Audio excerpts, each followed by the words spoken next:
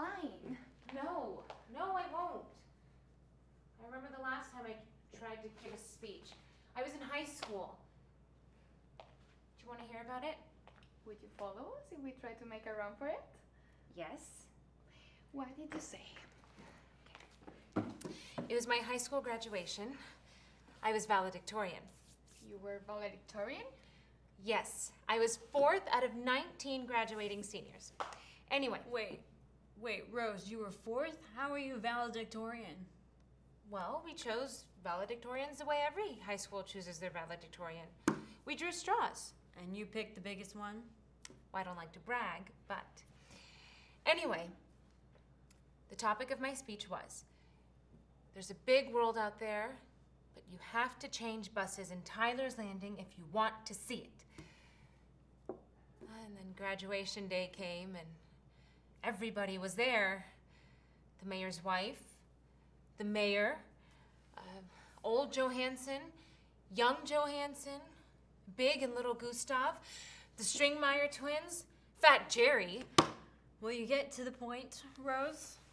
The point is I choked. I wimped out. I froze on the spot. And since then, I've never been able to speak in front of a crowd. I say next time we try an outrun here. Listen, Rose, you are not the only one going through this. I had a phobia too. You? Dorothy? You were afraid of something? Big, old, strong, strapping thing like you? What, am I Joe Frazier? I was afraid of flying, Rose. And my sister got married in California, so of course I had to go. And I got some therapy for it, and it worked. Listen, it's nothing to be ashamed of. Everybody is afraid of something. What are you afraid of, Blanche? Nothing. Oh, you're just a real team player, aren't you, Blanche? Well, I'm not afraid of anything now, but I sure used to be. Not a phobia exactly, but something just as bad. A recurring dream, night after night. I had this awful dream that I was trapped in an enclosed place full of men. Oh, what could that mean? Let's think on this for a second. Wait, there is more to it. All the men were bald. Just me and a bunch of bald men. And I kept hearing the voice of God. Anyway, one day I finally said to myself, Blanche, you're bigger than this. You don't have to succumb to any dream unless it involves meeting Mel Gibson at a bar. And just like that, it stopped. Mind over matter, and you can do the same thing, Rose. I don't know. Oh, come on, of course you can. Positive thinking. That's right. That's right, honey. Listen, why don't you go to your room and start working on your speech, and then you can try it out in front of Dorothy and me, okay? Okay.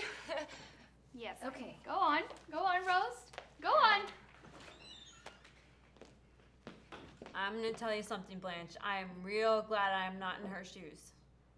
I'd hate to have to give a eulogy. What if it was my eulogy? What?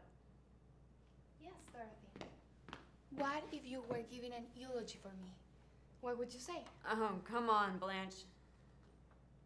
I'm serious, Dorothy. What would you say? Well, I guess I would say you were a lovely and generous person and one of the best friends I ever had. Nothing about my looks? One of the prettiest friends I ever had. One off? The prettiest, Blanche. What would you say about me? Dorothy, come on. I told you, you can tell me. All right. Well, I guess I would say that I always felt safe having you in the house. And that I always enjoyed talking to you after my numerous dates. And that I always looked up to you like an older sister. Thank you, Blanche. Ah, I forgot one more thing. I would also say you're fat.